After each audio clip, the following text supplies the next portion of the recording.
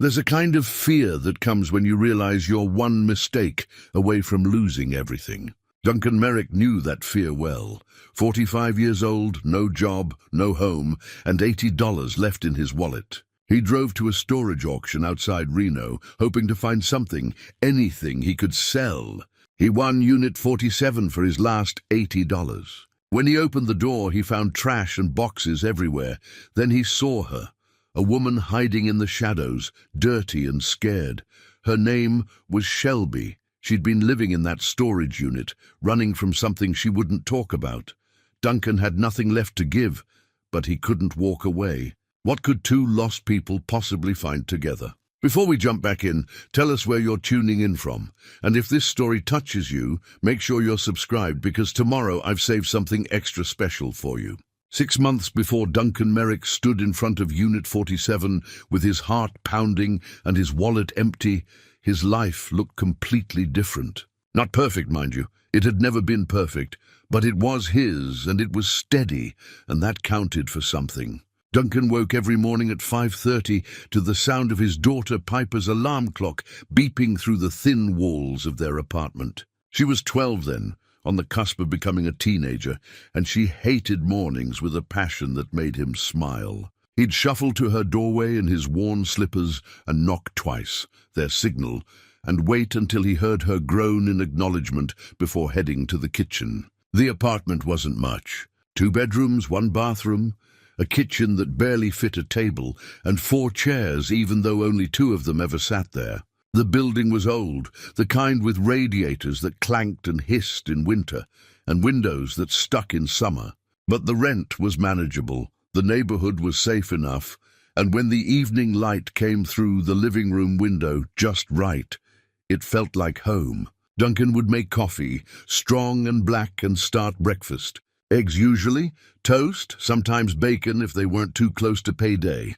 Piper would emerge around 6, hair uncombed, still in her pajamas, and slump into her chair with the dramatic exhaustion only a preteen could muster.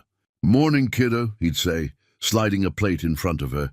"It's too early to exist," she'd mutter, but she'd eat, and eventually she'd smile, and they'd talk about her day ahead. Math test, friend drama, the book she was reading that she couldn't put down, even though she was supposed to be asleep by 9. Duncan had raised her alone for 3 years. Her mother, his ex-wife Lauren, had left when Piper was 9. No dramatic fight, no final showdown, just a quiet unraveling of a marriage that had been held together by hope and stubbornness long past its expiration date. Lauren had struggled with things Duncan didn't fully understand.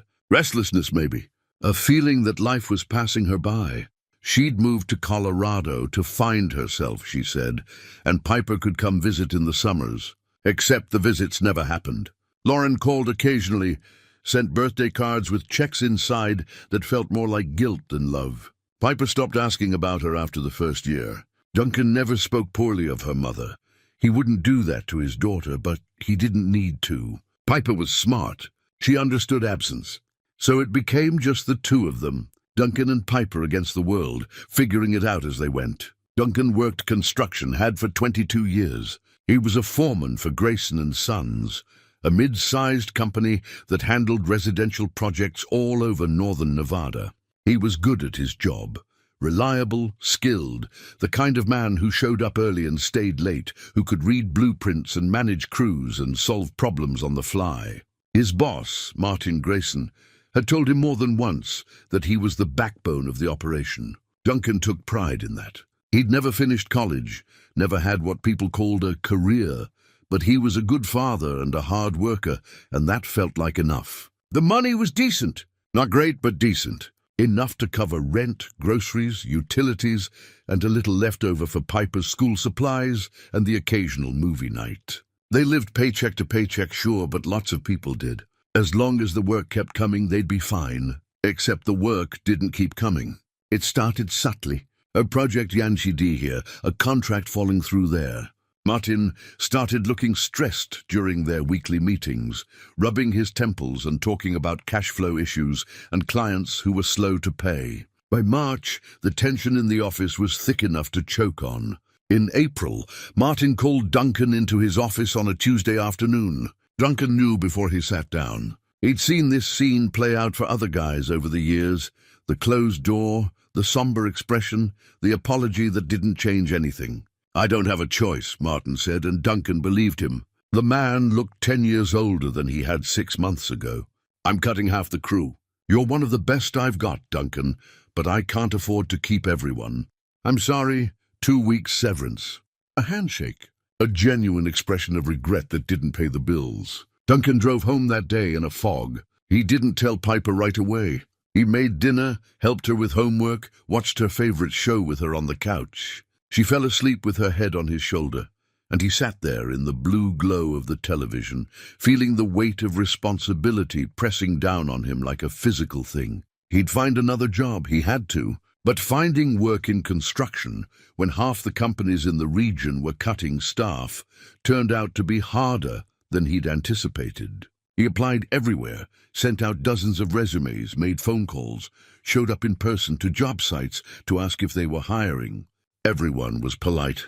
Everyone said they'd keep his information on file. Nobody called back. Unemployment benefits helped, but they didn't stretch far.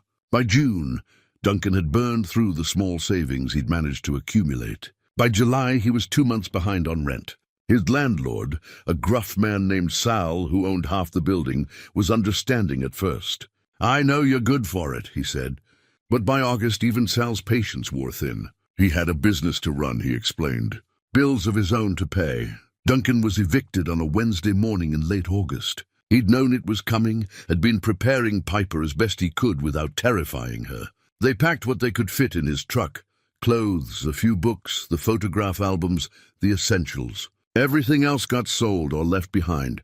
The hardest conversation of Duncan's life happened in the cab of that truck, parked outside Piper's grandmother's house, 3 hours away. "It's just temporary," he told her, holding both her hands in his. "I need to get back on my feet, find steady work, get us a place." "Your grandma's excited to have you." Piper was crying, trying not to, her face red and blotchy. "I want to stay with you." "I know, sweetheart." "I know, but I can't." His voice cracked. He cleared his throat, started again. "I can't take care of you the way you deserve right now. Not until I figure this out. I don't care where we live. We can stay in the truck." "No," he said firmly. "You're going to school. You're going to have a bed and 3 meals a day and everything you need. I'm going to fix this. I promise." She hugged him so tight he could barely breathe. He walked her to the door, hugged her again, watched her grandmother, Lauren's mother, a kind woman who'd always treated him decently despite the divorce, usher her inside with gentle hands. He sat in the truck for 20 minutes after the door closed, staring at the house, feeling like he'd just failed at the only thing that ever really mattered. The weeks that followed were a blur of survival. Duncan lived in his truck, parking in different lots each night to avoid trouble. He showered at truck stops, ate cheap fast food, applied for jobs from his phone in coffee shop parking lots. He called Piper every night, kept his voice steady, told her he was doing great, almost had a lead on a place. It wasn't true. He was drowning. By late September, Duncan was down to his last $80. He needed a miracle or at least a break. He'd heard about storage unit auctions from a guy he'd worked with years ago. People bought abandoned units cheap, sold whatever was inside for profit.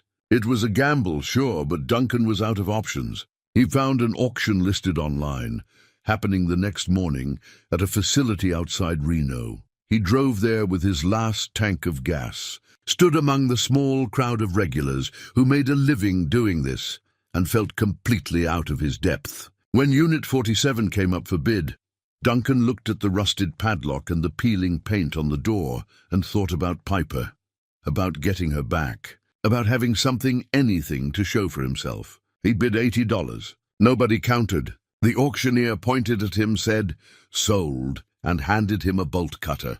Duncan walked up to Unit 47, his hands shaking slightly.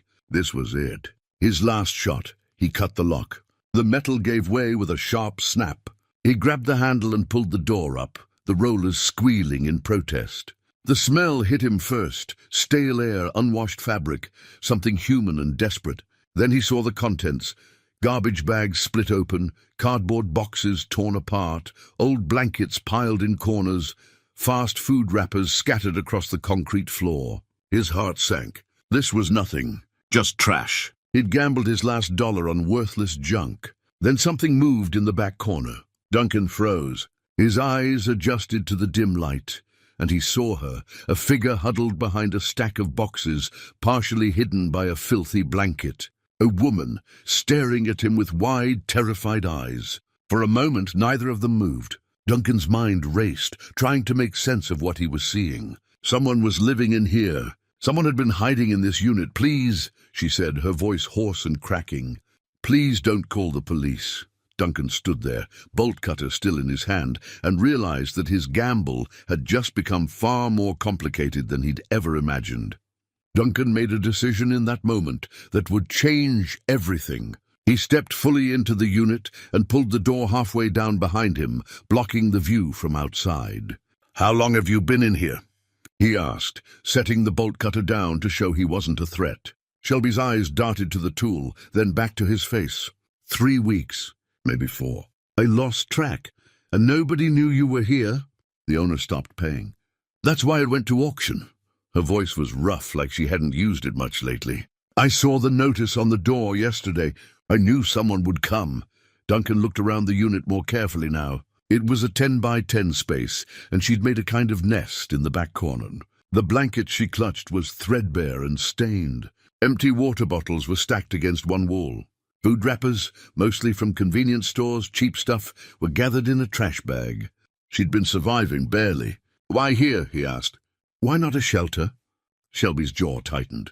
"Can't go to shelters. He'd find me." "He?" She didn't answer, just pulled the blanket tighter around her shoulders despite the September heat trapped in the enclosed space. Duncan understood then, or at least understood enough. She was running from someone, hiding, and she was terrified. He heard voices outside getting closer. 2 men talking about a unit 3 doors down, discussing whether a box of old tools was worth anything. They'd walk past any second. "Listen," Duncan said quickly, "I'm going to go out there and tell them this unit is full of junk. Nothing worth keeping. Then I'm going to close it up and come back later. Will you still be here?" Shelby stared at him, confusion and suspicion warring on her face. "Why would you do that?" "Because—" Duncan stopped, not sure how to explain it. "Because he knew what it felt like to have nowhere to go. Because he'd spent the last 3 weeks sleeping in his truck and understood desperation. Because walking away felt like admitting that kindness was a luxury he couldn't afford, and he wasn't ready to believe that yet. "Just stay quiet," he said instead. "I'll be back in an hour." He walked out before she could respond, pulling the door down but not locking it. The 2 men were passing by, and Duncan made a show of looking disgusted. "Anything good?" one of them asked. Duncan shook his head. "Trash. Literally just garbage bags and broken furniture. Total waste." They moved on without much interest. Duncan walked back to his truck, his mind racing. What was he doing? He had $80, no, $0 now, and no plan beyond hoping to flip whatever he found in that unit. And instead of merchandise, he'd found a terrified woman living in squalor. He should walk away. Let someone else deal with it. He had Piper to think about. But as he sat in his truck, watching the other bidders load their finds, he kept seeing Shelby's face, the fear in her eyes, the way she'd flinched when he moved.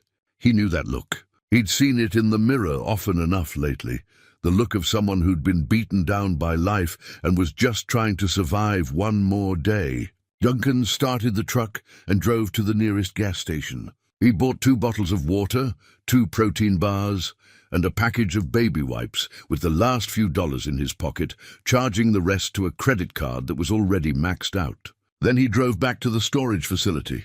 The auction had ended. Most people had cleared out. The facility manager was in his office, probably doing paperwork. Duncan parked away from the main building and walked quickly to Unit 47. He knocked softly on the door before pulling it up. "It's Duncan. I'm coming in." Shelby was standing now, pressed against the back wall, ready to run if she needed to. Duncan held up the plastic bag. "Brought you some things," he said, setting it down just inside the entrance. "Water, food, wipes if you want to clean up a little." She didn't move toward the bag, just stared at it like it might be a trap. "I'm not going to hurt you," Duncan said. "And I'm not going to turn you in. He ran a hand through his hair, suddenly exhausted. "Look, I don't know what you're running from, and you don't have to tell me. But I can't just leave you here with nothing." "Why not?" Her voice was stronger now, challenging. Everyone else did. The words hung in the air between them. Duncan thought about Piper, about the promise he'd made to fix things, to bring her home. He thought about his empty bank account and his uncertain future. He thought about all the reasons this was a terrible idea. Then he thought about what kind of man he wanted to be. What kind of father? What kind of human being? "Because it's the right thing to do," he said simply. Shelby's expression shifted, something cracking in the hard shell she'd built around herself. She took a tentative step forward, then another, until she could reach the bag. She grabbed it quickly and retreated, but her eyes never left his face. "Thank you," she whispered. Duncan nodded. "There's not much in there. I don't have much. But it's something." She opened one of the water bottles and drank deeply, desperately. When she finished, she wiped her mouth with the back of her hand and looked at him with slightly less suspicion. "What happens now?" she asked. "I don't know," Duncan admitted. "I bought this unit hoping to find something I could sell. I need money pretty badly, but I'm guessing most of what's in here is yours." Shelby shook her head. "It belonged to the woman who owned the unit before, Karen. She let me hide here when I had nowhere else to go. Then she disappeared, stopped paying the rent. I don't know what happened to her." Duncan looked around at the chaos, the torn garbage bags, the scattered boxes. "Is there anything valuable in here? Anything worth selling?" "I don't know. I never really looked. I was just trying to stay hidden." An idea was forming in Duncan's mind, crazy and impractical, and probably doomed to fail. But it was an idea, and that was more than he'd had an hour ago. "What if we look together?" he said. "Go through everything, see what's actually here. If we find anything worth selling, we split it 50-50. Shelby stared at him like he'd suggested flying to the moon. "You want to work with me? I need help going through this stuff, and you need money to get back on your feet. Seems like we could help each other. You don't know anything about me. I know you're scared and alone and living in a storage unit," Duncan said. "I know what that feels like. Maybe not exactly, but close enough." Shelby was quiet for a long moment, studying his face, like she was trying to read his intentions. Finally, she said, "I can't pay you back if there's nothing valuable here." "Then we'll both be broke together," Duncan said with a tired smile. "Won't be the first time for me." Another pause, longer this time. Then Shelby set down the water bottle and took a small step forward. "Okay," she said. "We can try." Duncan felt something shift in his chest, not quite hope, but maybe the possibility of it. He pulled the door up higher, letting more light into the unit. "Let's see what we've got," he said. They started with the garbage bags nearest the door. Most of them contained exactly what they looked like. Actual garbage, old clothes, broken household items. But in the third bag, Duncan's hand closed around something solid and rectangular. He pulled it out carefully. A small wooden box carved with intricate patterns. He opened it, and there, nestled in faded velvet, was a pocket watch. Duncan held it up to the light filtering through the door. Gold casing, or at least gold-plated. The face was pristine, Roman numerals elegant and precise. He pressed the stem, and the cover popped open with a satisfying click. "Is that real?" Shelby asked, moving closer. "I think it might be," Duncan said, turning it over in his hand. Engraved on the back were initials, W.H. For the first time since he'd cut that padlock, Duncan felt a flutter of genuine hope. This watch could be worth something. Maybe not a fortune, but something. He looked at Shelby, and she looked back at him, and in that moment they both understood that they'd just become partners in the strangest venture either of them had ever undertaken. 50-50, she said. 50-50, Duncan confirmed. They got back to work. Duncan arrived at the storage unit the next morning with coffee and breakfast sandwiches from a drive-through he could barely afford.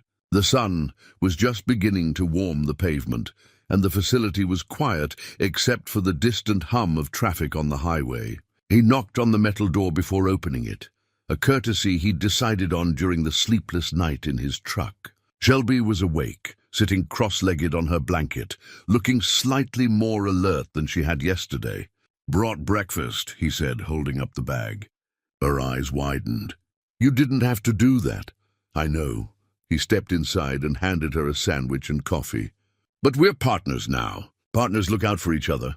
Shelby took the food with trembling hands, and Duncan pretended not to notice the way her eyes glistened with gratitude. She ate slowly, deliberately, like she was savoring every bite. Duncan sipped his coffee and surveyed the unit in the morning light. They'd made a small dent yesterday, but there was still a mountain of work ahead. Boxes stacked haphazardly, more garbage bags, furniture buried under layers of debris. "I did some research last night," he said, pulling out his phone.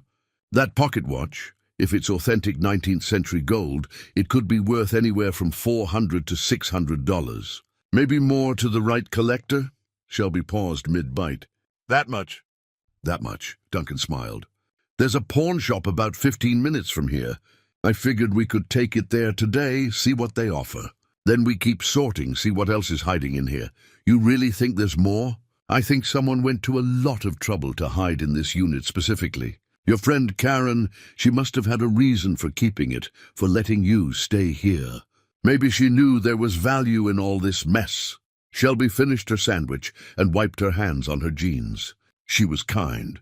That's all I really knew about her. She saw me at a women's shelter, asked if I needed help. She said she had a place I could stay, no questions asked." Her voice dropped. "I should have asked more questions."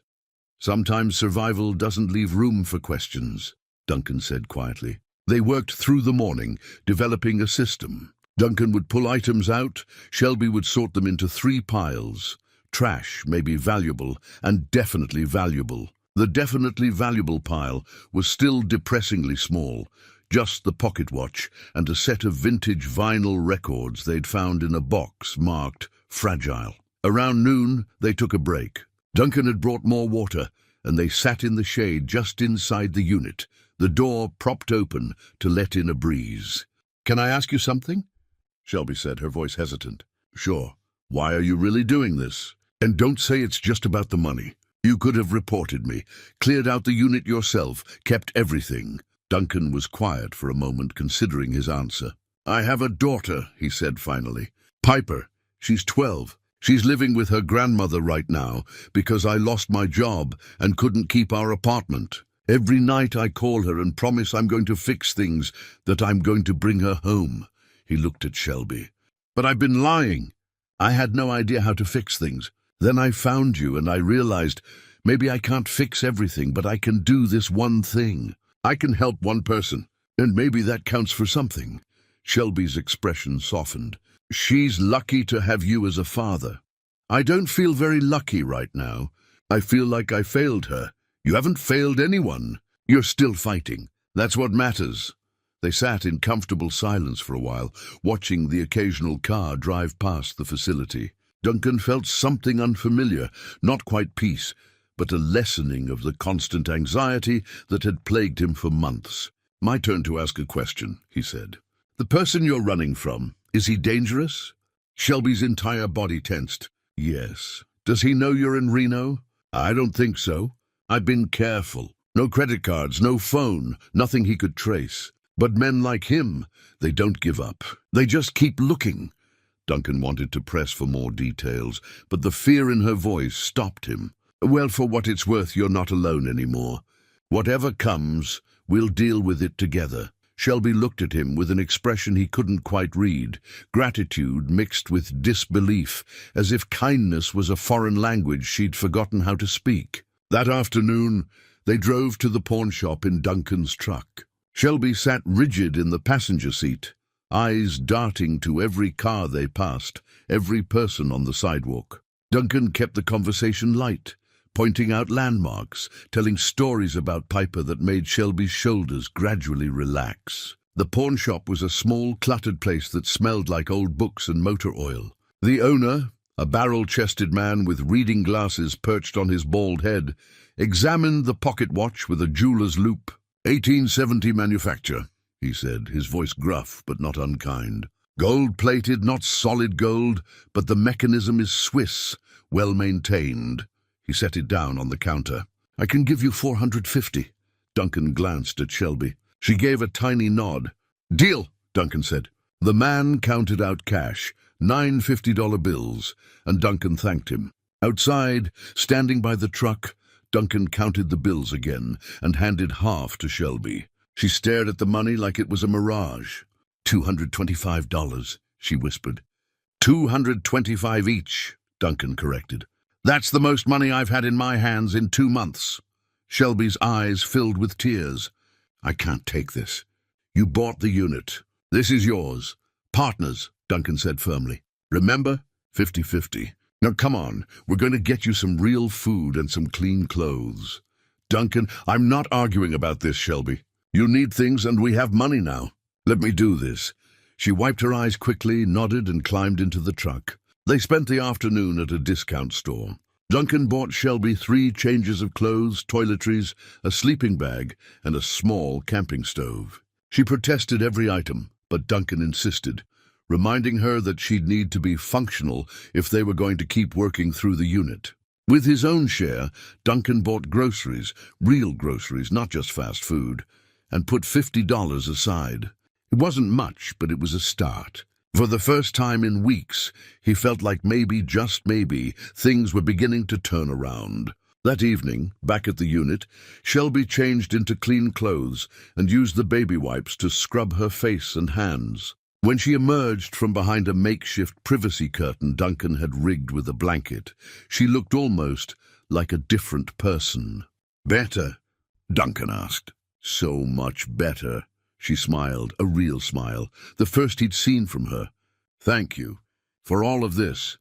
Thank you for trusting me, Duncan said. I know that wasn't easy.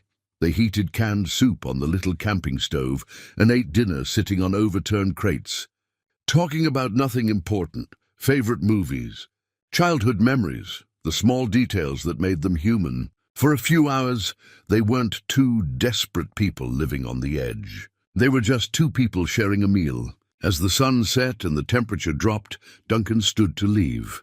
I'll be back tomorrow morning, same time. Duncan? Shelby's voice stopped him at the door. I feel safer with you around. I just wanted you to know that. Duncan felt a lump form in his throat. Get some rest. Tomorrow we keep digging. He drove back to his usual parking spot, climbed into the back of his truck, and for the first time in months, he slept soundly. 5 days had passed since Duncan first opened Unit 47, and the rhythm they'd established felt almost normal. Almost. Duncan arrived each morning with breakfast. Shelby had coffee ready on the camping stove, and they worked side by side, sorting through layers of someone else's abandoned life. They'd sold a few more items.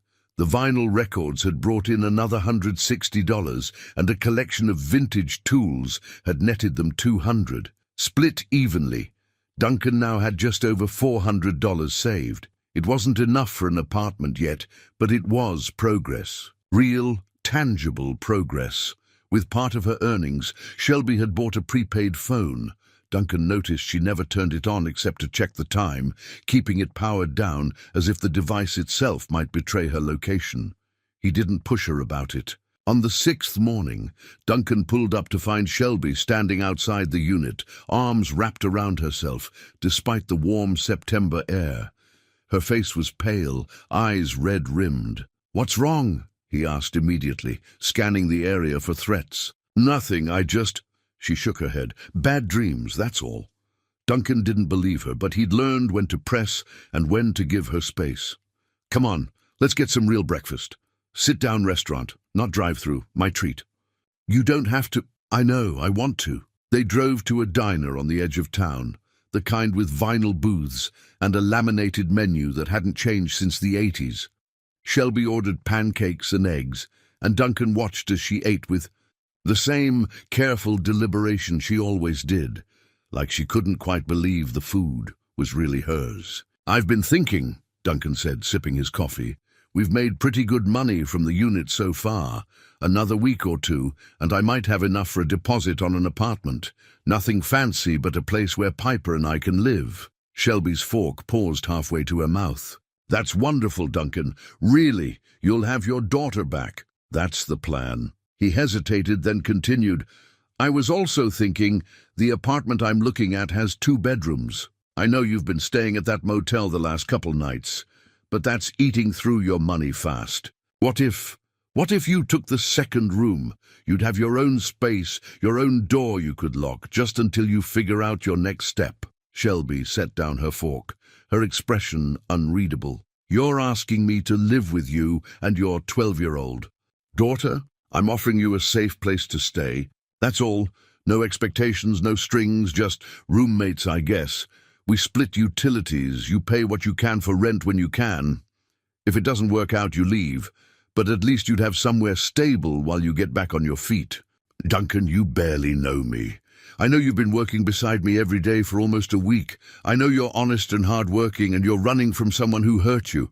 I know Piper needs to see what it looks like when people help each other, when we don't just turn away from someone in need. He met her eyes. And I know I trust you. That's not something I give easily. Shelby's eyes glistened. What if he finds me? What if I bring danger to your door? Then we deal with it, together, just like we've been dealing with everything else. She was quiet for a long moment, staring at her plate. When she finally spoke, her voice was barely above a whisper. I had a daughter once. I was 19. I gave her up for adoption. Duncan waited, letting her take her time. I was too young, too scared, too broken. I thought I was doing the right thing, giving her a better life than I could provide, but I've regretted it every single day since. She looked up at him, tears spilling over. Some of us aren't meant to be parents. Some of us just damage everything we touch.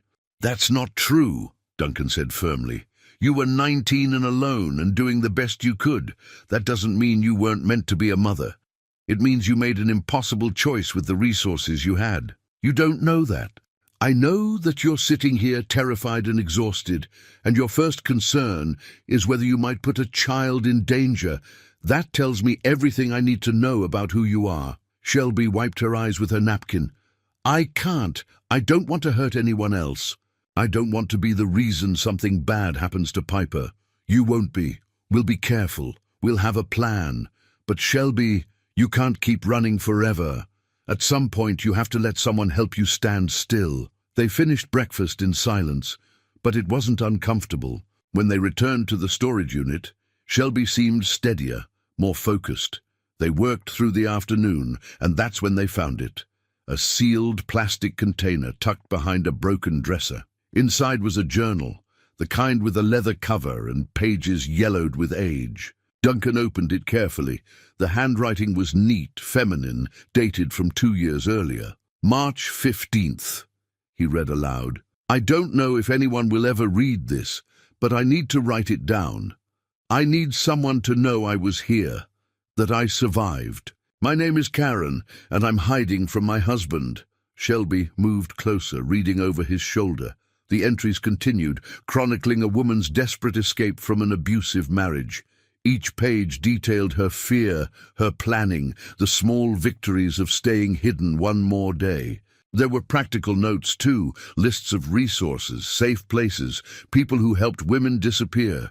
The final entry was dated 6 months ago. I made it, Duncan read, his voice softer now. I'm free. I'm leaving this here in case someone else needs to know. You can survive this. You can build a new life. Don't give up. You're stronger than you think. Shelby's hand was pressed to her mouth, tears streaming down her face. Duncan closed the journal and set it aside, giving her space to process. That's why she let you stay here, he said quietly. She understood. I never knew, Shelby whispered. She never told me her story. She just helped me. No questions, just kindness. People who've been through hell recognize each other, Duncan said. They know what it costs to survive. Shelby took the journal in her hands, holding it like a sacred object. He won't stop looking for me. Byron, that's his name. He won't ever stop. It was the first time she'd said his name aloud, and Duncan heard the weight of it, the fear embedded in those 2 syllables. Then we make sure he can't find you, Duncan said. We'll be smart, we'll be careful. But Shelby, you deserve to stop running. You deserve to feel safe. She looked at him, really looked at him, searching his face for any sign of doubt or deception. Whatever she saw there must have satisfied her, because she nodded slowly. Okay, she said, I'll take the room, if Piper's okay with it. She will be, Duncan promised. They worked until sunset, the journal sitting between them like a talisman. It represented something neither of them had felt in a long time, hope that maybe, just maybe, surviving was possible. That freedom wasn't just a fantasy, but something real people actually achieved. As Duncan prepared to leave, Shelby called out to him, "Duncan, thank you for seeing me as a person, not just a problem to solve." "You were never a problem," Duncan said. "You were just someone who needed help, just like me." He drove away thinking about Karen, wondering where she was now, hoping she'd found the peace she deserved. And he thought about Shelby, about the courage it took to keep moving forward when everything in you wanted to give up. Tomorrow they'd keep searching through the unit. Tomorrow they'd keep building towards something better. Tonight, for the first time in weeks, Duncan felt like he wasn't just surviving. He was living. 2 weeks had passed, and the landscape of their lives had shifted in small but meaningful ways. Duncan had secured a lease on a modest 2-bedroom apartment in a quiet complex on the south side of Reno. It wasn't much: thin carpets, a kitchen with outdated appliances, walls that probably heard every conversation from the neighbors, but it had a roof that didn't leak and doors with locks that worked. He'd called Piper 3 days ago to tell her the news. "Really, Dad, really?" Her voice had cracked with excitement and relief. "Really, sweetheart? I'm picking you up this weekend. We're coming home." "We?" Duncan had explained about Shelby, carefully, honestly. A friend who'd helped him get back on his feet. Someone who needed a safe place to stay for a while. Piper had listened quietly, then asked the question that mattered most to her. "Is she nice?" "She's very nice. Kind. She's been through some hard times, but she's good people." "Okay then," Piper had said, with the easy acceptance of a child who trusted her father's judgment.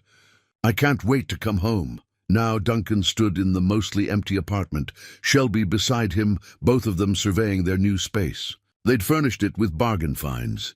A couch from a thrift store, beds from a discount warehouse, a kitchen table someone was giving away on Craigslist. It looked sparse, but it looked like possibility. "I still can't believe this is real," Shelby said, running her hand along the kitchen counter. "An actual apartment. A home. It's real," Duncan confirmed.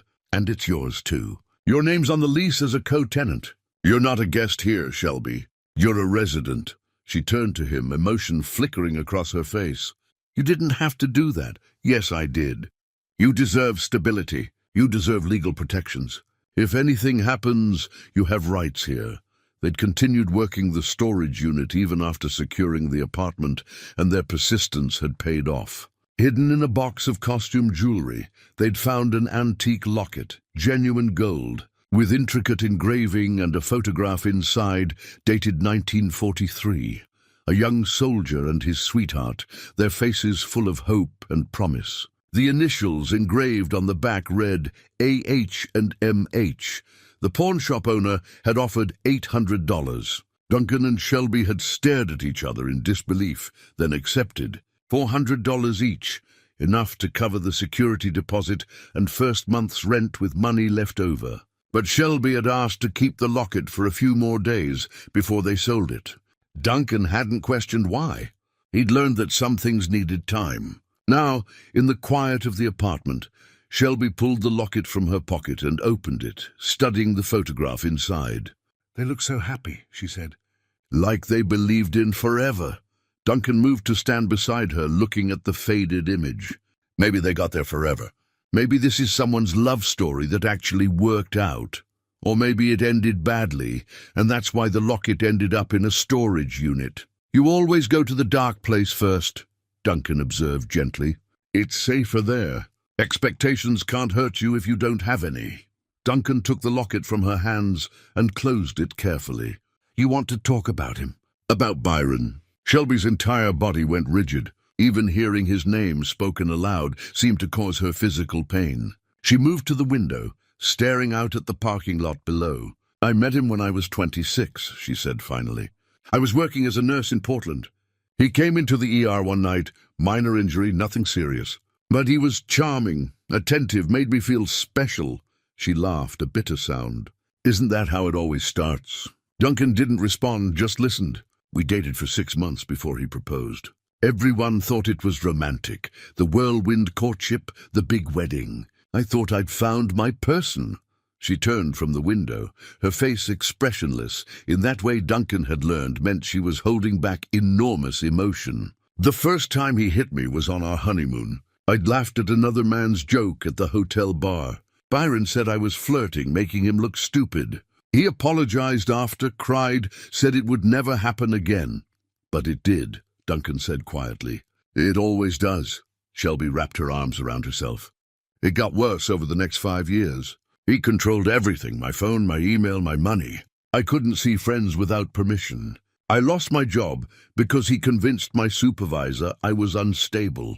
He isolated me completely, and when I tried to leave, he'd threaten my family. My sister, my mother. He said he'd kill them if I left him. Did you go to the police? Twice. Both times he talked his way out of it. He owns a security company, has connections with local law enforcement. The restraining order I got last year, he violated it 3 times, and nothing happened. The system doesn't work for women like me, Duncan. It's designed to protect men like him. Duncan felt anger rising in his chest, hot and righteous. So you ran. I ran. Changed my name, dyed my hair, moved across state lines. I thought I was safe in Sacramento. Then one day I saw him in a parking lot, talking to a private investigator. He'd found me. Her voice broke. So I ran again, ended up in Reno with nothing.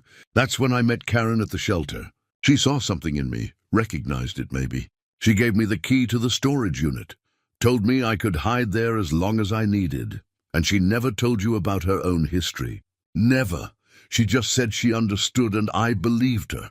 Shelby wiped her eyes. 3 months ago I saw Byron again. Just a glimpse, but it was him. I've been terrified every day since, waiting for him to find me. Knowing he will eventually. Duncan moved to stand beside her at the window. What if he doesn't? What if this time you actually got away? Men like Byron don't give up, Duncan. They see it as a challenge, an insult. He'd rather see me dead than free. Then we make sure you stay free. Duncan's voice was firm. We're careful. We're smart. We document everything. If he shows up, we're ready. Shelby looked at him with a mixture of hope and despair. You don't know what you're promising. You don't know what he's capable of. Then tell me. Tell me everything, and we'll figure out how to protect you. She studied his face for a long moment, then nodded slowly. Okay, but not today. Today, let's just enjoy having a home. Can we do that? Yeah, Duncan said, understanding that healing happened in increments, not all at once. We can do that. That evening they sat on the thrift store couch, eating take-out Chinese food, the locket sitting on the coffee table between them. The soldier and his sweetheart, frozen forever in a moment of hope. What do you think happened to them? Shelby asked, gesturing to the locket. Duncan considered the question. I think they survived the war. I think they had 50 years together, raised a family, grew old holding hands. And when they died, their kids didn't know what to do with all their stuff, so it ended up in storage. Not tragic, just the natural end of a life well lived. Shelby smiled, a real smile that reached her eyes. I like that version. Then that's the version we'll believe. They finished their dinner in comfortable silence, and for a few hours, the weight of the past and the fear of the future faded into the background. They were just 2 people sharing a meal in a home they'd built from nothing, and that was enough. Tomorrow, Duncan would drive to pick up Piper. Tomorrow, their little makeshift family would begin in earnest. Tomorrow, the real work of healing would continue. But tonight, they rested. Duncan brought Piper home on a Saturday morning. Shelby had spent the previous evening cleaning the apartment obsessively, rearranging furniture, making sure Piper's room looked welcoming. Duncan had watched her with understanding. She was nervous about meeting his daughter, about being accepted into this fragile new family they were building. When the truck pulled up, Shelby stood by the window, her hands twisted together. Duncan had told Piper about her, but meeting in person was different. What if the girl was uncomfortable? What if she resented a stranger living in their home?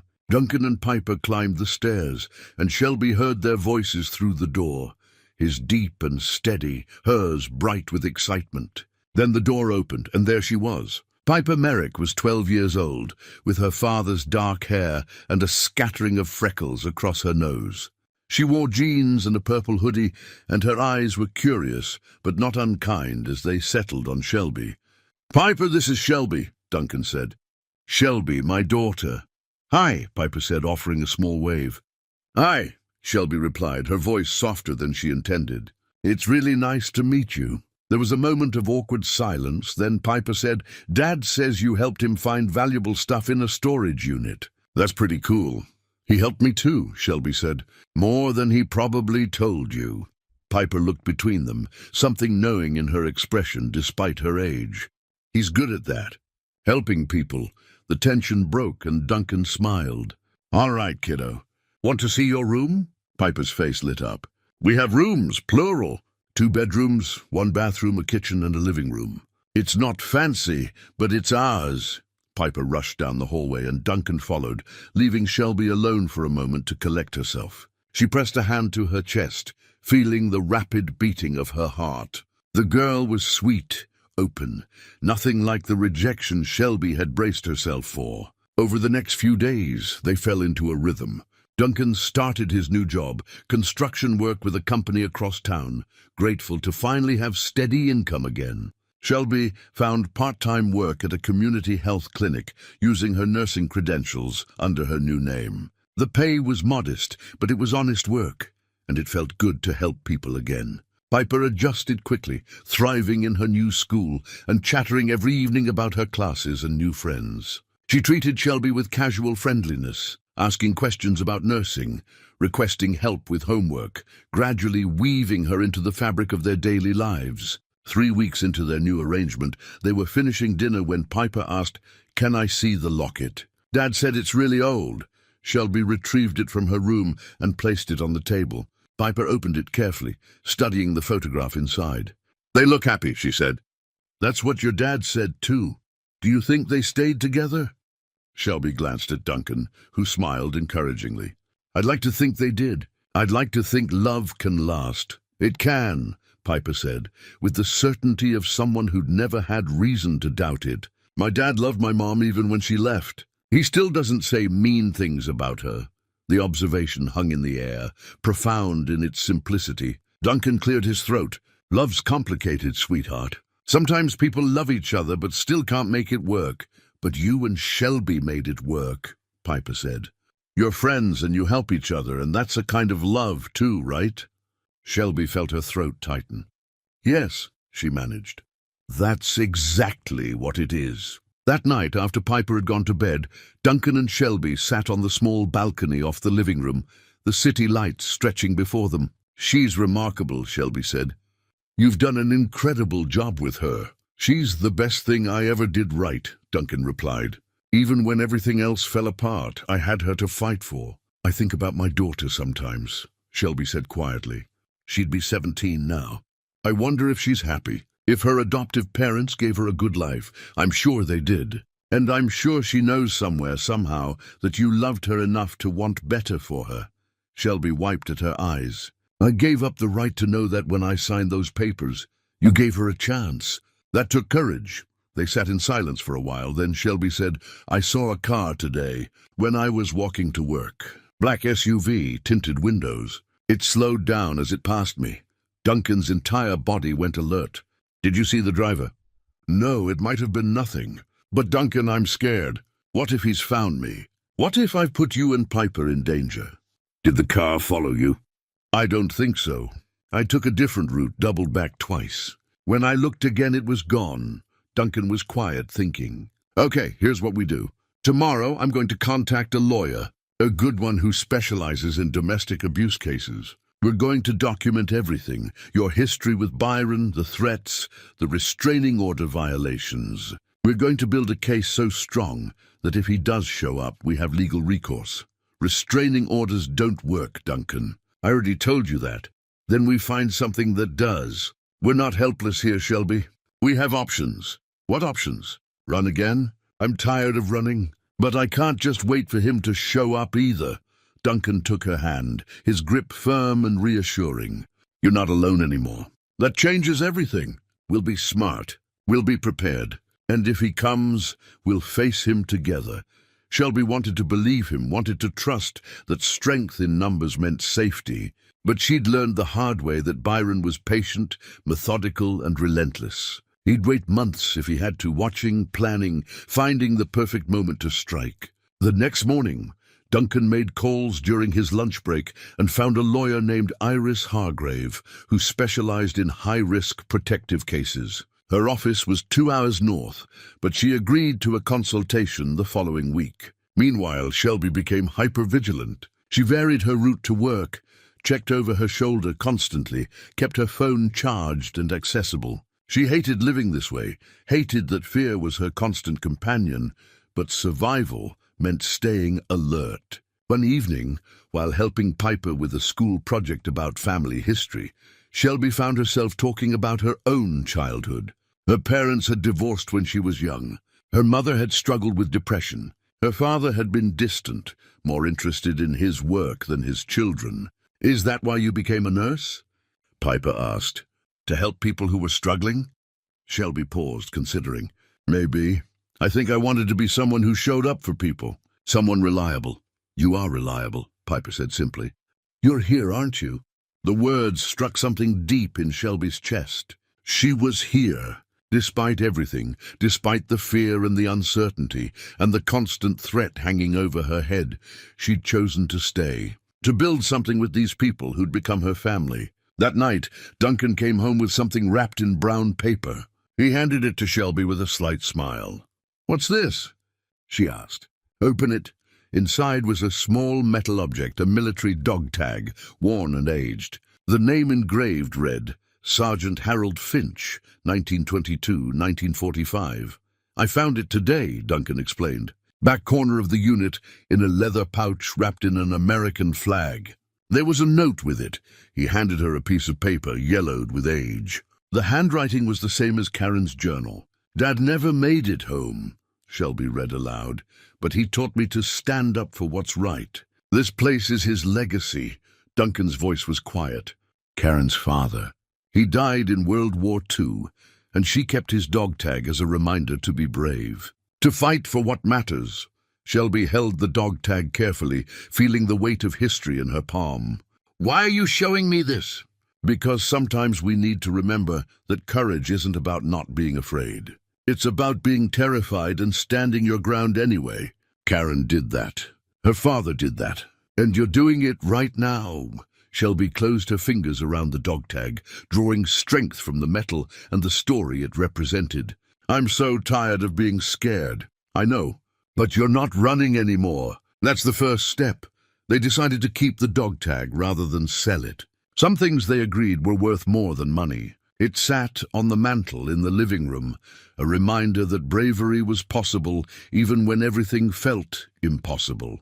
As Shelby lay in bed that night, she thought about Harold Finch, about Karen, about all the people who'd faced their fears and survived. She thought about Duncan and Piper, about the home they'd given her. And she made a decision. If Byron found her, she wouldn't run. Not this time. This time she'd stand and fight. Whatever came next, she'd face it head-on. The appointment with Iris Hargrave was scheduled for Saturday morning. Duncan, Shelby, and Piper would make the 2-hour drive north together, treat it like a day trip.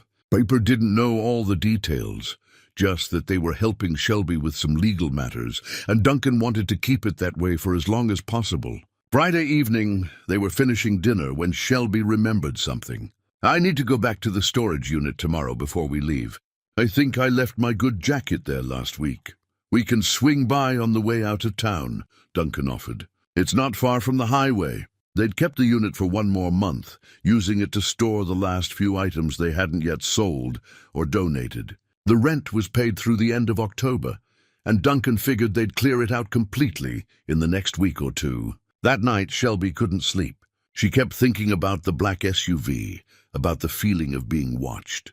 Twice, she got up and checked the locks on the doors, peered through the blinds at the parking lot below. Everything seemed normal, but the unease wouldn't leave her. At midnight, she was standing at the kitchen window when her prepaid phone buzzed. She'd turned it on earlier to check the time and forgotten to power it back down. Now a text message appeared from an unknown number. If you need help, press 1, they'll answer. Okay, Shelby's heart stopped. Kaew Kaew. But Karen had disappeared months ago and this phone was new. How could... Then she remembered. Back at the storage unit, buried in one of the last boxes they'd sorted through, there had been another prepaid phone. She'd found it weeks ago, wrapped in plastic with a note attached. The note had said the same thing this text message said now. She'd activated it out of curiosity, pressed 1, but no one had answered. She'd assumed the service was dead, the network defunct. She'd tossed the phone back in the box and forgotten about it. But someone was monitoring that number. Someone had just sent her a message. With shaking hands, Shelby pressed 1. The phone rang twice, then a woman's voice answered. Calm, professional, cautious. Identification code? I don't have one. I found this phone. A woman named Karen left it. Silence then. Karen Finch. I don't know her last name. She helped me. She let me stay in her storage unit. Where are you located? Reno, Nevada. The woman's tone shifted immediately, becoming urgent. How long have you been in Reno? About a month. Why? You need to leave. Tonight, right now. Shelby's blood turned to ice. What? Why? Our network was compromised 6 months ago. We've been operating under the assumption that anyone using our resources has been flagged. If you're running from someone, if you used any of our safe houses or contacts, they know the general area where you are. Who knows? Whoever you're running from. If they have the resources, money, connections, a private investigator, they've been tracking our network. We've tried to warn everyone, but Karen went dark 4 months ago. We assumed her contacts were safe. But if you activated that phone, it pinged our system. And if our system was breached, he knows, Shelby whispered. Byron knows I'm in Reno. If he's been monitoring, yes. Property records, storage unit auctions, anything public, he could piece it together. You need to disappear, now. The call ended abruptly, leaving Shelby standing in the dark kitchen, phone clutched in her trembling hand. Duncan emerged from his room, drawn by the sound of voices. Shelby, what's wrong? She turned to him, face white with terror. He knows. Byron knows I'm here. Duncan was instantly alert. How? She explained about the phone, about the network, about everything the woman had said. Duncan listened, his jaw tightening with each word. Okay, he said, forcing calm into his voice. Okay, we pack essentials, we leave tonight. We'll figure out where to go once we're on the road. Duncan, I can't ask you to... You're not asking. I'm telling you. We're in this together, remember? They moved quickly, quietly, not wanting to wake Piper yet. Duncan threw clothes and toiletries into a duffel bag, while Shelby gathered her few possessions. They were loading the truck when Duncan's phone buzzed. A text from an unknown number, Unit 47, 15 minutes. Duncan showed it to Shelby. This has to be connected. It's a trap. Or it's the woman from the network trying to help. Either way, we need to know what we're dealing with. Against every instinct screaming at her to run, Shelby nodded. They woke Piper gently, told her they were taking a late-night drive, asked her to trust them. The girl, still half asleep, climbed into the truck without protest.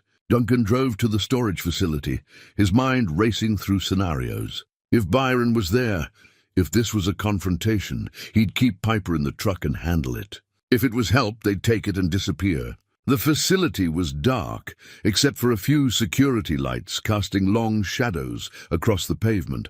Duncan parked away from Unit 47, told Piper to stay in the truck with the doors locked. Dad? Her voice was small, scared now that she was fully awake. It's okay, sweetheart. Just stay here. If anything happens, you call 911, understand? She nodded, eyes wide. Duncan and Shelby approached Unit 47 cautiously. The door was closed but not locked. Duncan pulled it open slowly and they stepped inside. A flashlight beam hit them immediately, and they both froze. But the voice that spoke wasn't Byron's. It was female, older, authoritative. Shelby? Duncan Merrick? Who are you? Duncan demanded. My name is Iris Hargrave.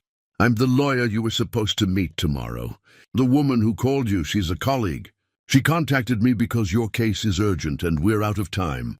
Out of time for what? Iris stepped forward, and they could see her now, a woman in her 60s, sharp-eyed and no-nonsense.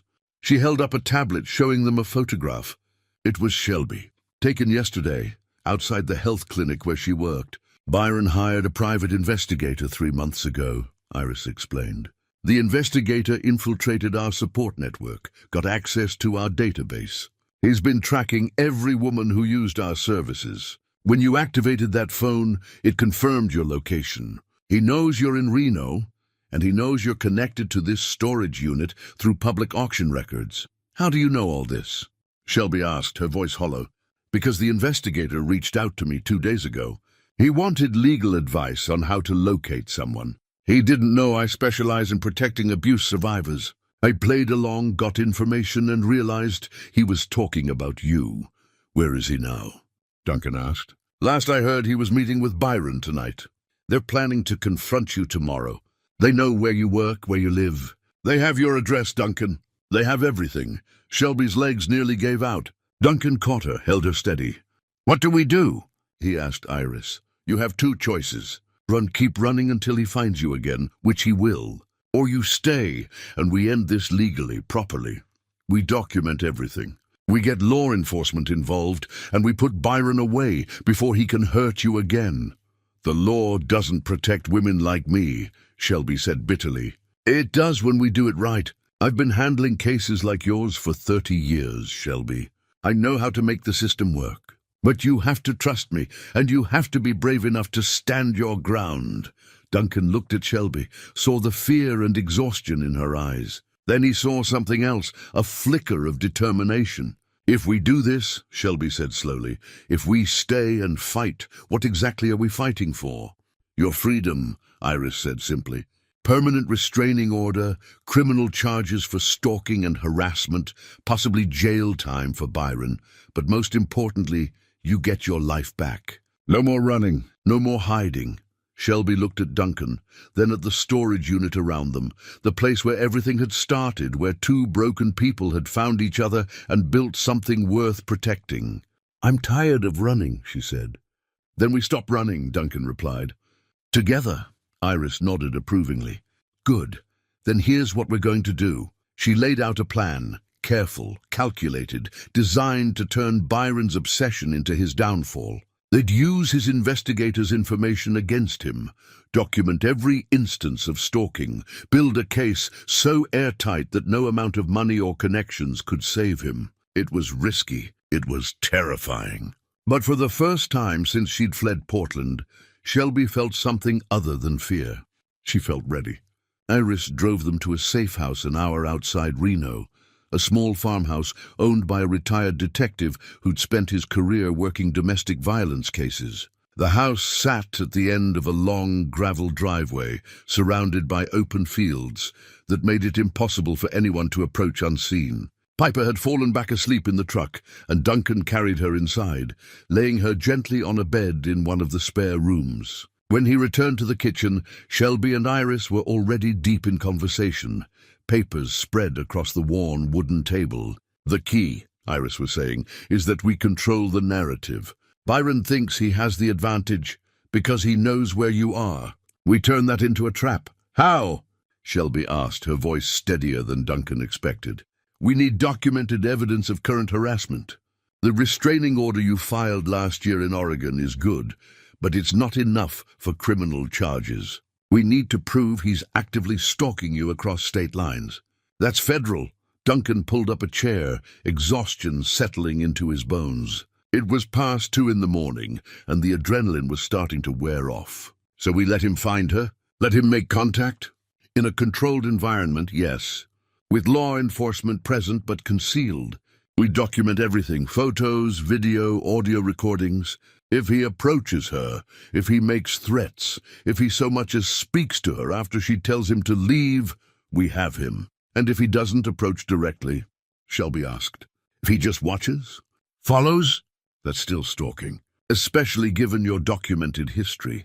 But we need it on record. We need witnesses. We need evidence that would hold up in court. Iris pulled out a folder thick with documents. I've already contacted a detective I trust, Trent Ashford. He's with the Reno PD, works special victims. He's willing to coordinate surveillance. But Shelby, you need to understand what you're agreeing to. You'll be bait. You'll have to act normal. Go about your routine, knowing Byron or his investigator might be watching. Can you do that? Shelby's hands were clenched on the table, knuckles white. Duncan reached over and covered them with his own. You don't have to do this, he said quietly. We can still run. We can disappear. And then what? Shelby's eyes met his, and he saw the exhaustion there. The years of fear finally reaching a breaking point. I run forever? I look over my shoulder for the rest of my life? What kind of existence is that? A safe one. It's not safe. It's just slow torture. She turned to Iris.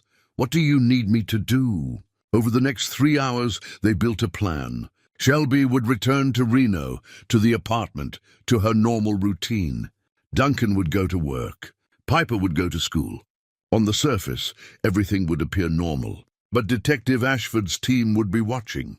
Unmarked cars, plainclothes officers, surveillance equipment. They'd document every movement Byron or his investigator made. We'll file an emergency protective order first thing Monday morning, Iris explained. That makes it illegal for Byron to contact you in any way. If he shows up after that, it's an automatic violation. Criminal charges. What if he doesn't show up? Duncan asked. Then we've lost nothing. You have the protective order. You have law enforcement aware of the situation, and Shelby has legal standing. But based on what I know about Byron's personality type, the obsession, the need for control, he'll show up. Men like him can't help themselves. They worked through the details until dawn broke over the fields outside. Iris had thought of everything: safe words, emergency protocols, backup plans. She gave Shelby a small recording device disguised as a pendant. Wear this at all time. It's voice-activated, encrypted, and will capture anything said within 20 feet. If Byron approaches you, if he says anything, threats, pleas, anything, we'll have it on record. As the sun rose, Duncan made coffee while Shelby documented her entire history with Byron, every incident, every injury, every threat. Iris took notes, asked clarifying questions, built a timeline that painted a clear picture of escalating abuse and obsession. Piper woke around 8, confused and frightened. Duncan took her outside, explained as much as he could without terrifying her. Shelby's in trouble, he said, sitting with her on the porch steps. Someone from her past is trying to hurt her, and we're helping make sure she stays safe. The person she was running from? Piper's voice was small but not surprised. She'd figured out more than they'd given her credit for. Yes, are we in danger? Duncan wanted to lie, to protect her innocence, but he'd never been dishonest with his daughter. Possibly. That's why we're being careful. That's why we have people helping us. But Piper, I need you to trust me. Can you do that? She leaned against him, and he wrapped his arm around her shoulders. I trust you, Dad, and I like Shelby. She's nice to me. She helps me with homework and doesn't treat me like a baby. She cares about you. A lot. Then we help her, Piper said with the simple moral clarity of childhood. That's what families do. Duncan's throat tightened. Yeah, kiddo. That's exactly what families do. They returned to Reno late Sunday afternoon. Detective Ashford met them at the apartment. A solid man in his 40s, with graying hair and kind eyes that had seen too much. I've got 2 teams ready to start surveillance tomorrow morning, he said, showing them photos of the officers who'd be watching. They'll maintain distance, but stay close enough to intervene if needed. We've also installed cameras at the building entrance and in the parking lot. He turned to Shelby. I need you to understand, this isn't without risk. If Byron is unstable, if he's armed, things could escalate quickly. We'll do everything we can to keep you safe, but I can't make guarantees. I understand, Shelby said. One more thing. Ashford pulled out a panic button small enough to fit on a keychain. This connects directly to dispatch. You press it, every officer in the area responds immediately. Keep it with you at all times. That night, after Piper had gone to bed, Duncan and Shelby sat in the living room, the weight of what was coming pressing down on them. I'm scared, Shelby admitted. I'm terrified. Me too. What if something goes wrong? What if he hurts you or Piper? He won't. We won't let him get that close. Shelby pulled the locket from her pocket. She'd never sold it, had kept it as a talisman. She opened it, looking at the young couple frozen in time. Do you think they were scared? She asked. When he went off to war? When they didn't know if they'd see each other again? Probably. But they did it anyway. They had faith that love was stronger than fear, is it? Duncan thought about Piper sleeping safely in the next room. He thought about Shelby, who'd survived so much and was still finding the courage to stand and fight. He thought about the strange, unexpected family they'd become. Yes, he said, I think it is. Monday morning came too quickly. Duncan drove Piper to school, waited until she was safely inside, then headed to work. His phone stayed in his pocket, ringer on high, waiting for a call he desperately hoped wouldn't come. Shelby went to the clinic, wearing the recording pendant and carrying the panic button. She saw patients, smiled, acted normal, all while her heart raced with every footstep in the hallway, every car that passed outside. Detective Ashford's team was invisible but present. A woman reading a newspaper in a car across the street. A man jogging past the clinic entrance. Professionals doing their job, watching, waiting. The first day passed without incident. So did the second. By Wednesday, Shelby was beginning to wonder if Byron had moved on. If maybe she really had escaped this time. She allowed herself to hope just a little. Then Thursday afternoon, as she was leaving the clinic, she saw him. Not Byron, his investigator. The same man she'd glimpsed weeks ago, now standing across the street, phone to his ear, eyes locked directly on her. Shelby's hand went to the panic button, but she didn't press it. Not yet. She needed him to do something, say something, make a move that could be documented. The man crossed the street, approaching with confident strides. Shelby's pulse thundered in her ears, but she stood her ground. "Shelby," he said, stopping 5 feet away. "My name is Vance. I work for Byron. He just wants to talk to you." Shelby's hand tightened around the panic button. The recording pendant was capturing every word. She saw Detective Ashford's team moving into position at the periphery of her vision. "Tell Byron I have nothing to say to him," she said, her voice stronger than she felt. "Tell him to stay away from me. He misses you. He loves you. He just wants you to come home. I'm never going back. If he comes near me, I'll press charges." Vance's expression hardened. "You're making this very difficult." Byron's been patient, but his patience is running out. He knows where you live. He knows about the man and his daughter. It would be a shame if something happened to them because you're being stubborn. The threat was clear, documented, undeniable. Shelby pressed the panic button. Within seconds, unmarked cars surrounded them. Detective Ashford appeared from nowhere, badge out, voice authoritative. "Vance Crawford, you're being detained for questioning regarding stalking and harassment. Put your hands where I can see them." Vance's face went from confident to shocked, to resigned in the span of seconds. As officers moved in, he looked at Shelby with something like pity. "This won't stop him," he said. "Byron's coming. And when he does, no police presence will stop what happens next." Shelby stood frozen as they led Vance away. Detective Ashford approached, concern in his eyes. "You did good," he said.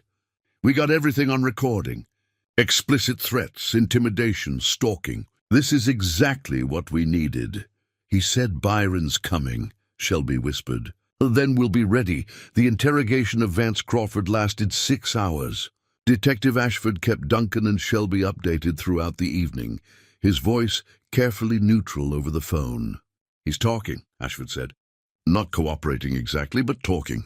We found extensive surveillance files in his car, photos of you, Shelby, going back weeks, photos of Duncan, of Piper, time-stamped locations, daily routines. It's obsessive and it's illegal." Duncan felt his blood run cold at the mention of his daughter. "Piper's in those files?" "Yes, which makes this even more serious. He's been watching your entire family. We've got enough to charge him with multiple counts of stalking, witness intimidation, and making terroristic threats." "But Duncan, there's something else." "What?" "Byron's already here. In Reno. Has been for 2 days. Vance gave up his location, a hotel downtown. We're getting a warrant now." Shelby had been listening on speaker and her face went pale. "He's here. He's been here this whole time. We're going to bring him in for questioning," Ashford assured them. "With everything we have, Vance's testimony, the recorded threats, your documented history, we can make charges stick." But I need you both to stay somewhere safe tonight. Don't go home. Don't follow your normal patterns. They took Piper back to the safe house, the farmhouse where Iris was waiting, with updates on the legal proceedings. The emergency protective order had been filed and approved. Byron was legally prohibited from coming within 500 feet of Shelby. If he violates it, he goes to jail, Iris explained. No bail, no negotiation. The judge took your case seriously, Shelby. She saw the evidence, read your testimony. She's not going to let him walk away from this. But Shelby couldn't shake the feeling of dread that had settled over her like a shroud. Byron had been in Reno for 2 days, watching, planning, waiting for the right moment. What if he doesn't care about the protective order? She asked. What if he's past the point of caring about consequences? Then he'll face those consequences, Iris said firmly. The law is on your side now. You're not alone in this. That night Duncan sat with Shelby on the porch while Piper slept inside. The fields around them were dark and quiet, stars bright overhead in the absence of city lights. I keep thinking about what Vance said, Shelby murmured, that nothing will stop Byron. What if he's right? He's not right. We've got law enforcement involved now. We've got documentation. Byron's not invisible anymore. You don't know him like I do. When he decides something, when he sets his mind to it, he doesn't stop. He'll find a way. Duncan pulled the faded photograph of Piper from his wallet, the same one he'd carried through all the hard months, the reminder of why he kept fighting. He handed it to Shelby. You know what this represents? He said. It's not just my daughter.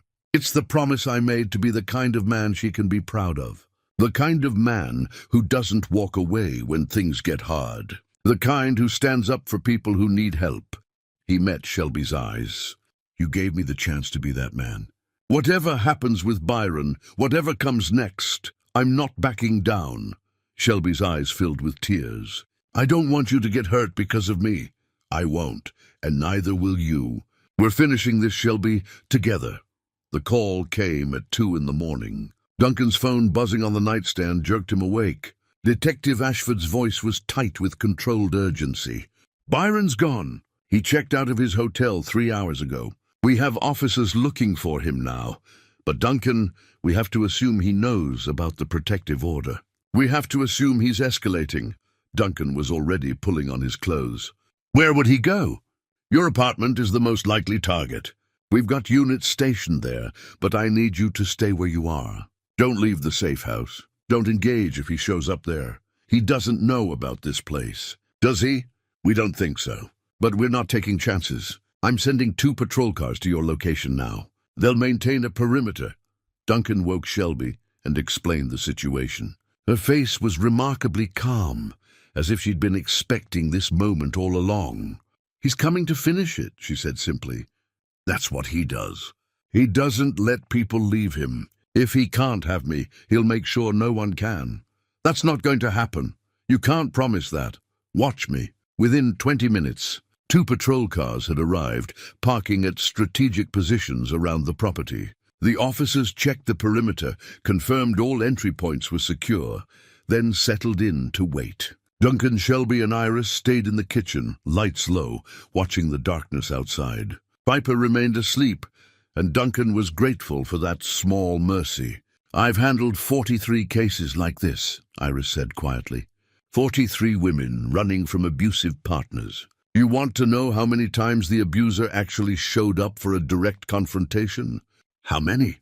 Shelby asked. Twice. Most of them are cowards. They only feel powerful when they have total control. The moment law enforcement gets involved, the moment there are witnesses and consequences, they back down. Byron's not most men. Maybe not. But he's not invincible either. They waited in tense silence as the hours crawled past. 3 o'clock came and went, then 4. At 4:30, one of the officers radioed in. Vehicle approaching. Black sedan. Single occupant. Male driver. Duncan's entire body went rigid. Shelby stood, her hand instinctively going to the recording pendant around her neck. The car slowed as it reached the end of the driveway, headlights cutting through the darkness. Then it stopped, engine idling, as if the driver was considering his options. Officers are moving to intercept, Ashford's voice crackled over the radio one of the officers had left on the kitchen counter. The sedan's door opened. A man stepped out. Through the window, in the faint glow of the porch light, Shelby saw him clearly for the first time in months. Byron, tall, well-dressed even at this hour, moving with the confidence of someone who believed he was in control. "That's him," Shelby whispered. And then everything happened at once. The officers moved with practiced precision, emerging from their vehicles with weapons drawn, but pointed down, voices firm and authoritative. "So stop where you are. Keep your hands visible." Byron froze, his face illuminated in the harsh glare of flashlights. For a moment, he looked genuinely surprised, as if he hadn't expected this level of response. Then his expression shifted, not to fear but to calculation. "I'm here to see my wife," he said, his voice carrying across the distance with eerie calm. "I just want to talk to her. Sir, you are in violation of a protective order. You need to leave this property immediately." Byron took another step forward. "You don't understand. Shelby is confused. She needs help. I'm the only one who can help her." Inside the house, Shelby's breathing had become rapid and shallow. Duncan moved to stand beside her, his hand on her shoulder, grounding her. "He's delusional," she whispered. "He actually believes what he's saying." Through the window, they watched as the officers moved closer to Byron, attempting to de-escalate while maintaining control of the situation. Detective Ashford's voice came over the radio again, now on scene. "Byron Gaines, I'm Detective Ashford with the Reno Police Department. You're currently in violation of an emergency protective order. You have two options: leave voluntarily or you'll be arrested." Byron's laugh was sharp, bitter.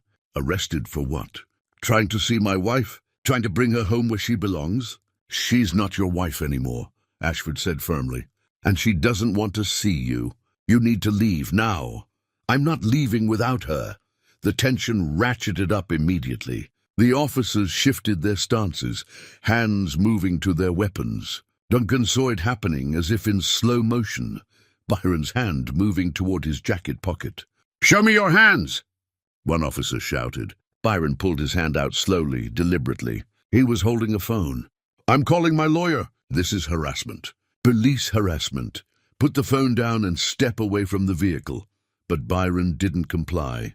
Instead, he turned toward the house, his eyes scanning the windows as if he could see through the darkness. When he spoke again, his voice was louder, directed at the building itself. "Shelby, I know you're in there. We need to talk about this. You can't just throw away 6 years of marriage." Inside, Shelby flinched as if struck. Duncan felt her trembling under his hand. 6 years of marriage, she repeated, her voice hollow. As if that's all it was. As if the violence didn't count. As if my fear didn't matter. Iris moved to the phone mounted on the kitchen wall, a landline the safe house maintained for emergencies. "I'm calling the DA. With Byron on scene, violating the protective order, making direct contact, this just became an open and shut case." Outside, Detective Ashford was approaching Byron with measured steps. "Mr. Gaines, I'm going to ask you one more time. Leave the property, or you will be arrested." Byron's facade of calm was cracking now. His voice rose, tinged with desperation and anger. "She's my wife. I have a right to see her. You can't keep us apart." Actually, the court can and did. "You were served with the protective order yesterday. You knew you couldn't be here.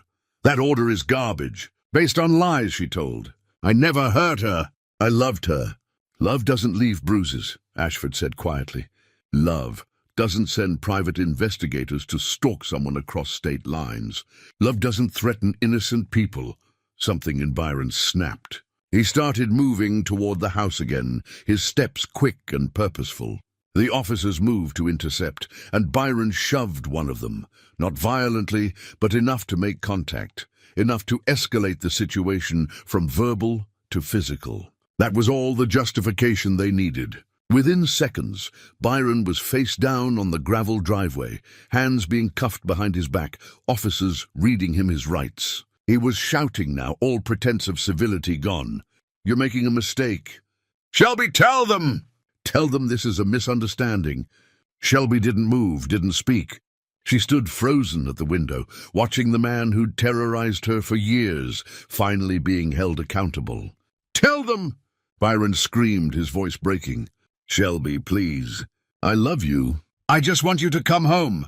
The words that had once had power over her, the pleas, the proclamations of love, the manipulation disguised as devotion, fell flat now. Shelby felt something inside her shift, like a door closing on a chapter of her life she'd never have to revisit. "He's never going to understand," she said softly. "In his mind, he's the victim. I'm the one who wronged him by leaving. That doesn't matter anymore," Duncan said. "What matters is he can't hurt you now." They watched as the officers loaded Byron into a patrol car. He was still shouting, still protesting, but the sound was muffled now, impotent. Just noise. Detective Ashford walked toward the house, and Iris let him in. His face was grim but satisfied. "We got him," he said simply. "Multiple violations of the protective order, assault on an officer, stalking, harassment. He's not getting out on bail. Not this time." Shelby's legs gave out and Duncan caught her, lowered her gently into a chair. She wasn't crying, she was beyond tears. She was simply empty, as if every ounce of fear and tension had drained out of her in an instant. "It's over," she whispered. "It's really over." "It's over," Ashford confirmed. "He'll go to trial, and with everything we have, the evidence, the recordings, the witnesses, he's looking at serious time. Years, Shelby. He won't be able to hurt you or anyone else." For the first time in 6 years, Shelby took a breath that didn't hurt. 3 months had passed since that night at the safe house. 3 months since Byron had been arrested, charged, and remanded to custody pending trial. 3 months since Shelby had finally allowed herself to believe that the nightmare was truly over. The apartment had become a real home in that time. Not just a place to sleep, but a space filled with the small rituals and rhythms that made a family. Piper's drawings covered the refrigerator. Shelby's nursing textbooks. She'd enrolled in a certification program to update her credentials, sat stacked on the coffee table. Duncan's work boots waited by the door, tired but honest reminders of steady employment and honest labor. It was a Saturday morning in early December, and the three of them sat around the kitchen table eating pancakes. Piper was chattering about a school project, something about the solar system, and whether Pluto should still be considered a planet. "I think Pluto got a raw deal," Duncan said, flipping another pancake onto her plate. "Just because something's small doesn't mean it doesn't matter." "Exactly," Piper agreed enthusiastically. "That's what I'm putting in my report." Shelby smiled, watching them with an expression of contentment that still felt new, still felt fragile, but was growing stronger every day. The trial was scheduled for January. Iris had prepared her thoroughly, walked her through what to expect, promised to be beside her every step of the way. Byron's lawyer had attempted to negotiate a plea deal, but the DA had refused. This case was going to trial, and Byron was going to face full consequences. "I have something for you," Shelby said to Piper once breakfast was finished. She retrieved a small wrapped box from her room and set it on the table. Piper's eyes lit up. "What is it?" "Open it and see." Piper tore through the wrapping paper with the enthusiasm of a 12-year-old, then gasped when she saw what was inside. The antique locket, polished and gleaming, rested on a bed of tissue paper. "Is this the one you and Dad found?" "The really old one?" "It is," Shelby said. "I've been holding on to it because I wanted to give it to someone special. Someone who reminded me that family isn't always about blood. Sometimes it's about the people who choose to stand beside you." Piper looked up at her, understanding dawning in her young face. "You're giving this to me?" "If you want it. It belonged to people who loved each other, who stayed together through hard times. I think they'd be happy knowing it went to someone as brave and kind as you." Piper threw her arms around Shelby, nearly knocking her chair backward. "Thank you, I love it. I'll keep it forever." Duncan watched the embrace, his throat tight with emotion. His daughter had embraced Shelby completely, never questioning her presence in their lives, accepting her with the simple grace that children possessed when adults treated them with honesty and respect. Later that afternoon, while Piper was at a friend's house, Duncan and Shelby drove to the storage facility one last time. Unit 47's rent had finally expired, and they needed to clear out the last few items they'd left behind. The unit looked smaller now, emptier, stripped of the chaos and mystery that had defined it 3 months ago. Just a concrete box with fading paint and a door that squeaked when it rolled up. "Hard to believe this is where it all started," Duncan said, standing in the doorway. "I spent weeks hiding in here," Shelby said, her voice distant with memory. "Terrified, alone, convinced I'd die in this place. But you didn't. No, you opened that door and everything changed." They worked in comfortable silence, gathering the last cardboard boxes, a few old blankets, items they'd donate to the shelter where Karen had once helped Shelby. It felt right, completing the circle, passing on the kindness that had been shown to them. As they were finishing, Shelby found something tucked in the back corner, the rusty padlock Duncan had cut that first day. She picked it up, the metal heavy in her hand. "Can I keep this?" she asked. "The old lock, why?" "As a reminder that sometimes the scariest doors are the ones worth opening. That sometimes taking a risk when you have nothing left to lose is exactly the right choice." Duncan smiled. "Yeah, you can keep it." They loaded the last items into the truck and stood for a moment, looking at the empty unit. Then Duncan pulled the door down one final time, the metal clanging with a sound of finality. That evening, after Piper had gone to bed, Duncan and Shelby sat on their small balcony. The city stretched out before them, lights twinkling in the December darkness, but they were focused on each other and the quiet peace they'd built together. "I testified in a deposition yesterday," Shelby said, "for Byron's trial. Iris was there and it was hard, but I got through it. I told the truth about everything. How do you feel?" "Strong, scared, relieved, all of it at once," she paused. "For the first time in my life, I feel like I have agency. Like my voice matters. Like I'm not just surviving, I'm actually living.